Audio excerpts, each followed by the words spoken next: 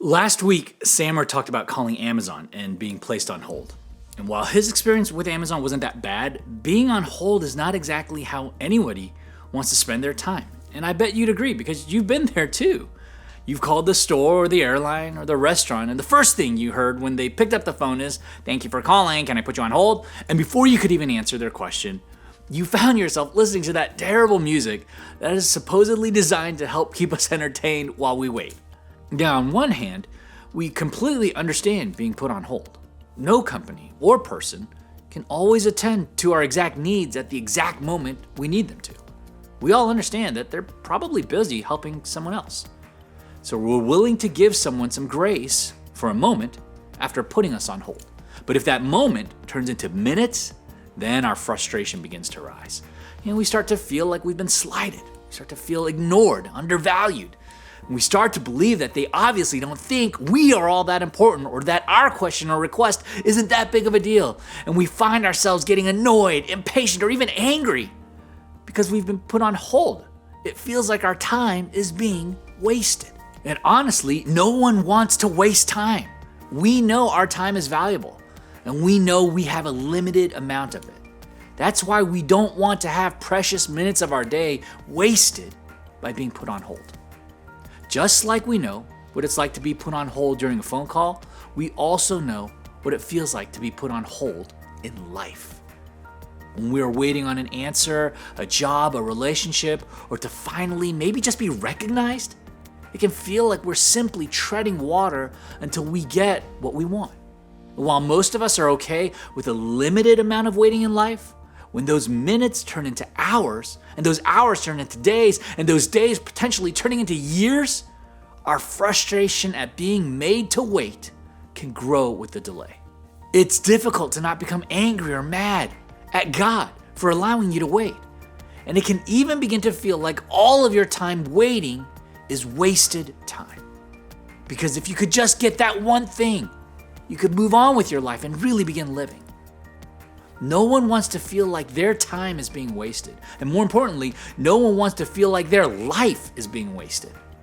But sometimes it feels as if waiting is wasting. It can feel like your whole life is on hold, like God has placed your life in a perpetual holding pattern.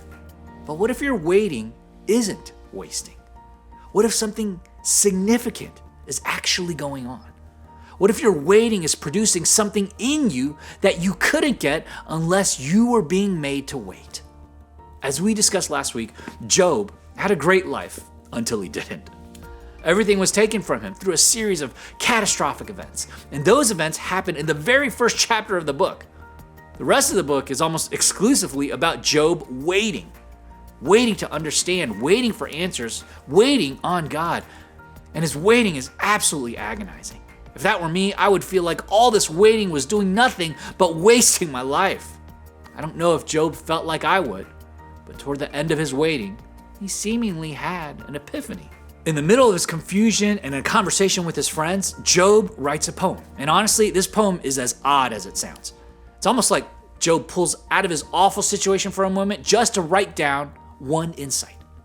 The poem is so odd, in fact, that some scholars don't think it was supposed to be included in the book of Job at all.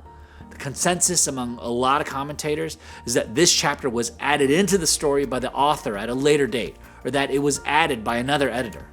Now, the feel and the tone and the style of this chapter is such a departure from the rest of the book that it feels completely different from the rest of the story. But I think that is what makes it so fascinating. I think the fact that this poem doesn't look like it belongs with the rest of Job's story is exactly the point. Because so many times in life, we find God showing us things in the most unlikely of circumstances. God has a way of working in the most difficult and odd situations where we can't seem to see God anywhere in our story. Then seemingly out of nowhere, he surprises us by showing us something beautiful in the middle of our mess. God has a way of taking our waiting, a time that feels like it's being wasted, and doing an unexpected great work in our lives. This was true for Job as well.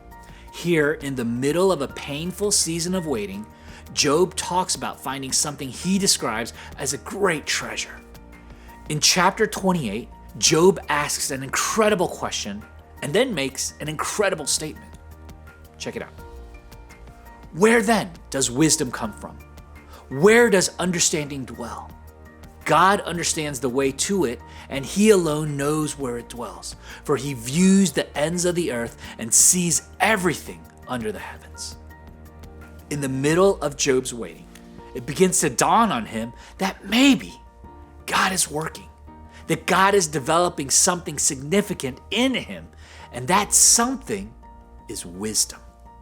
Wisdom is kind of like technology.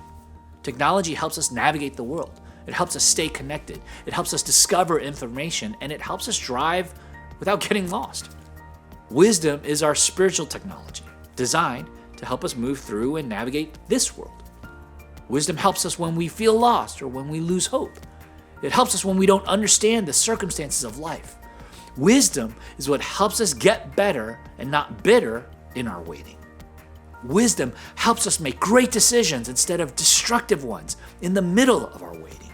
And wisdom helps us step back and ask, how could this season produce something good in me and change my perspective? And that, my friends, is a gift from God. It's in his waiting that Job discovers that he is gaining the gift of wisdom, a clear understanding that he doesn't have to know everything to be able to trust God, that he doesn't have to have all the answers to be okay. He begins to realize that he doesn't have to grasp everything that God is doing. And for Job, gaining that understanding, that wisdom, is a gift. His conclusion is that nothing is more valuable than having the wisdom that can only come through waiting. And in fact, he describes it as a treasure. But like any treasure, it's not easy to get. Like a treasure, wisdom has to be mined. And mining is hard work. It takes time, effort, and energy. And it's almost always done in the dark and cold of the underground. Similarly, waiting is hard work. It can feel never-ending, and you can feel alone in it. You can feel like you are completely in the dark. That's exactly how Job felt. But I love that during this dark season of waiting, Job finds a bright spot of insight. Job discovers that waiting isn't wasting. Job began to understand that God was up to something big, and Job knew this something was precious. Job learned that through it all, God was present. And if he allowed it, God would use the waiting time to develop and grow a heart of wisdom in him. So maybe you're thinking, that's great for a guy like Job. That's great that he found the treasure of wisdom. But how do I find it? How can my waiting time not be wasted? How can I gain wisdom through my waiting time? Well, believe it or not, God is always working to develop you, to grow you, to shape you into someone who is more kind, more patient, and more joyful. And he uses different means to achieve those ends. Whether we like it or not, waiting is one of those tools God uses. There's something unique that can be produced in us only through the waiting process. Because some things can't be microwaved or fast-forwarded in our lives. Some things can only be experienced by going through the slow and often painful process of waiting. And unfortunately, our character is one of those things. I mean, it would be nice if we could all have instantly great character, but that's just not how it works. God takes us through times of waiting to shape us and change us. But if we allow God to help us through these times when we feel left on hold, instead of making us bitter, waiting can make us better. Instead of producing endless amounts of worries, waiting can instead produce something that all of us need: wisdom. That is exactly what Job found in his time of difficulty and waiting. If wisdom is a treasure gained in the waiting time, what does wisdom really look like? At the end of the chapter, Job gives us some insight into that question. And he said to the human race, "The fear of the Lord, that is wisdom." To be honest, it's really hard for us to hear the word fear and not think of something that's scary. But I don't think Job is telling us to be afraid of God. If the key to wisdom is the fear of the Lord, what does that mean? Well, a better way of understanding what it means to fear the Lord is having a sense of awe and respect. It's a perspective where you see God as the creator of the universe and you approach him in humility. And I think the fear of the Lord boils down to this, the word trust. It's a simple, inward attitude of the heart that says, I trust you, God. Even though it feels like you're absent, even though it seems like you're not listening to me, even though it feels like my life in the season of waiting is being wasted, I still trust you. I trust that you love me in spite of how it looks right now. I'm trusting that you love me even while it feels like I'm waiting in the dark. I'm trusting that your waiting will produce wisdom in me. And that simple trust, that fear of the Lord, is the beginning of the gift of wisdom. The trust that God is working makes you wiser and humbler and better in every way. So, as we wrap up, think about what you're waiting on. Where do you feel like you are on hold? Where could you use some wisdom? Now think about what it looks like to trust God in that situation. Write it down somewhere where you can see it often. Because we all know that choosing to believe that your waiting isn't wasted is exactly that, a choice. It's a choice that has to be made every day and every time you feel unheard. Write down, as I wait, I will choose to believe that God is not wasting. The truth is, some people get worse while they're waiting, and some people get better.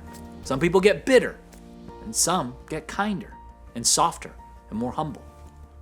You can choose how to respond when you're waiting in moments that don't make sense. Moments that feel like your time and life is being wasted. But remember, your waiting isn't wasting. Don't become worse under the weight of your waiting. Hold on to the truth that God is not gone, but that He is working. Place your trust in that, even when it feels like life has gone completely dark. Believe that the God who loves to give good gifts to His children will bless you with the gift of wisdom. And when you choose to trust that your Heavenly Father is working in your life rather than wasting it, you will find yourself far more capable of navigating a season of waiting than you ever thought possible.